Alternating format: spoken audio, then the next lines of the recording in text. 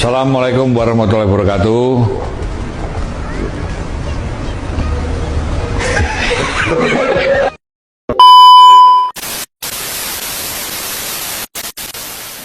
Assalamualaikum warahmatullahi wabarakatuh. Perkenalkan, nama saya Widri Arso. Jadi di sini saya akan menjelaskan materi saya, yaitu yang pertama pengertian teori belajar sibernetik dan penerimaan informasi. Nah, yang pertama yaitu pengertian teori belajar sibernetik adalah proses atau teori yang mementingkan proses dengan menggunakan media atau teknologi agar mudah mendapatkan informasi. Nah, mengapa demikian? Tujuannya adalah untuk meningkatkan kemampuan siswa agar dapat mudah mempelajari pelajaran, dan mengkreatifkan infrastruktur pengembangan pembelajaran. Apa itu instruktur? Instruktur adalah mengajari keterampilan kepada seseorang. Contoh, kita itu tidak bisa belajar hanya mengandalkan teori. Teori itu harus disandingkan dengan praktek. Contoh, kalau kita belajar laptop, kalau semisal saya mengajar si Dani belajar laptop, tapi dengan rumusnya saja, tidak akan bisa kecuali kalau dilakukan dengan praktek. Nah, teori pemrosesan informasi ini lebih relatif dibandingkan dengan teori pembelajaran sebelumnya. Cara berpikir ini mengklaim ini adalah proses pengolahan informasi. Menurut Robert M. Gagne, teori pemrosesan informasi ini dikategorikan sebagai teori belajar. Teori belajar ini menggambarkan atau memodelkan proses-proses yang terjadi di otak-otak manusia. Bismillahirrahmanirrahim.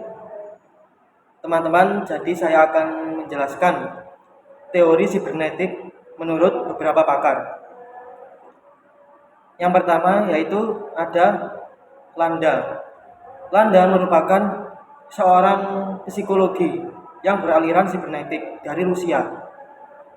Menurut Landa, belajar adalah proses mengolah informasi dalam otak.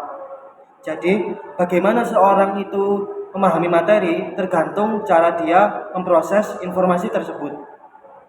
Menurut Landa, ada dua cara berpikir.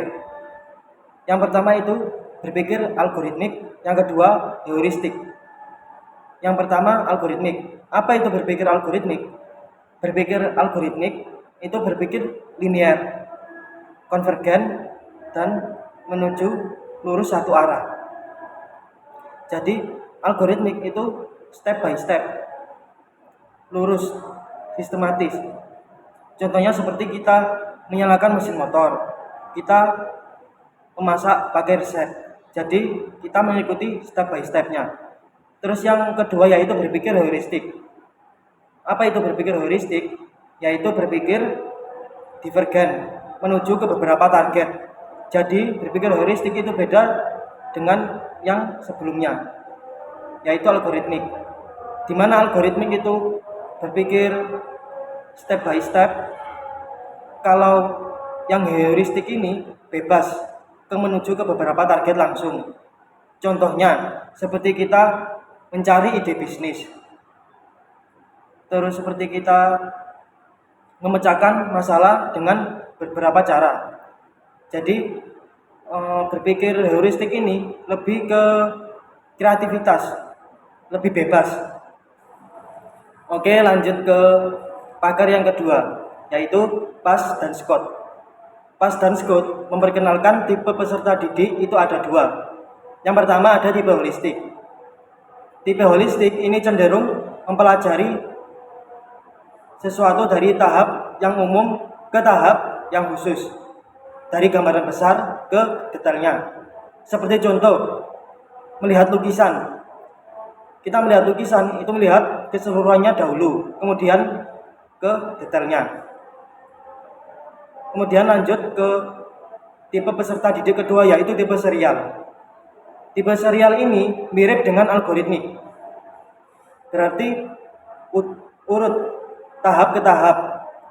Seperti contoh, kita belajar mulai bab 1, 2, 3 dan seterusnya. Urut, tidak melompat ke bab ke belakang langsung. Bismillahirrahmanirrahim. Assalamualaikum teman-teman. Saya di sini akan menjelaskan kelebihan dan kekurangan teori belajar sibernetik. Nah, untuk kelebihan teori belajar sibernetik salah satunya adalah mempercepat dan mempermudah penyebaran informasi atau materi. Jadi, informasi atau materi pembelajaran itu dapat menyebar dengan mudah dan cepat. Selanjutnya, untuk kelebihan teori belajar sibernetik adalah pembelajaran jadi lebih efisien. Maksudnya, para peserta didik dapat dengan mudah dan lebih hemat tenaga untuk mendapatkan sebuah materi. Selanjutnya, untuk kelebihan teori ini adalah kemampuan peserta didik bisa lebih dikembangkan. Nah, kemampuan yang dimaksud di sini adalah kemampuan seperti mengingat, menghafal, dan juga memahami. Nah, selanjutnya untuk kelebihan teori belajar sibernetik adalah proses pembelajaran terarah dari awal. Maksudnya dari awal sampai akhir pembelajaran ini sudah terarah, jadi tidak melenceng kemana-mana. Oke, selanjutnya untuk kekurangan teori belajar sibernetik ini salah satunya adalah terlalu fokus pada materi. Maksudnya teori belajar sibernetik ini terlalu fokus pada penyebaran materi, kurang fokus pada kondisi peserta didik. Nah, selanjutnya kekurangan dari teori belajar sibernetik ini kurang fokus pada proses belajar alami seorang peserta didik. Jadi seorang peserta didik kurang bisa merasakan perasaan belajar, terus tidak bisa kurang bisa bertanya saat pelajaran dan sebagainya. Untuk kekurangan yang selanjutnya adalah butuh desain yang cukup memakan waktu. Maksudnya bagaimana?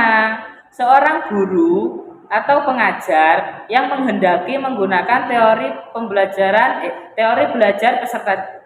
belajar sibernetik ini itu butuh menyiapkan materi yang gimana ya? Menyiapkan materi yang detail dan sistematis. Jadi materi yang detail dan sistematis ini mungkin akan memakan banyak waktu. Tadi kita telah mempelajari bagaimana teori, pengertian, kelebihan, serta kekurangan dari teori sibernetik. Nah, kali ini saya akan menyampaikan bagaimana sih pengaplikasian dari teori sibernetik ini. Dalam teori sibernetik, instruktur bukan hanya sebagai pemberi materi, melainkan pembimbing yang mampu memanipulasikan proses pemahaman konsep. Menurut Ridwan Abdullah Sani, fungsi utama dari instruktur adalah merencanakan dan melengkapi stimulus penting, baik itu masukan seperti simbolik yang dimana berupa informasi verbal, kata-kata atau angka, atau masukan dari referensial yang dimana berbentuk objek nyata atau peristiwa yang relevan. Tujuannya emang apa sih? Tujuannya adalah supaya peserta didik mampu mengolah informasi dengan efektif dan mampu mendapatkan umpan balik atau feedback yang tepat. Nah, untuk menerapkan teori ini ada 9 langkah strategis yang perlu diperhatikan. Di antaranya, yang pertama, instruktur harus mampu menarik perhatian peserta didik supaya bisa fokus pada satu materi yang diajarkan. Kemudian yang kedua, penyampaian tujuan dan juga topik harus dengan jelas. Yang ketiga, merangsang aktivitas peserta didik dalam pembelajaran sejak awal, dan lain-lainnya bisa dilihat di sebagai berikut.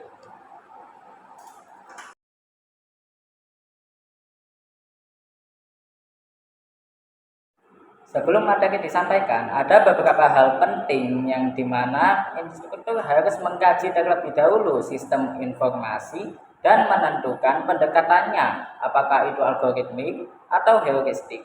Setelah itu, materi dapat disusun secara sistematis dengan menyesuaikan pola pikir peserta didik.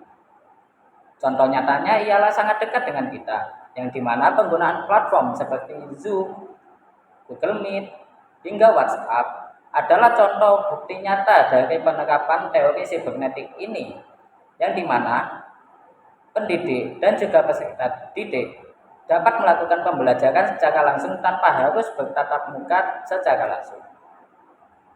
Dengan adanya gadget dan juga internet, pembelajaran dapat dilakukan secara efektif.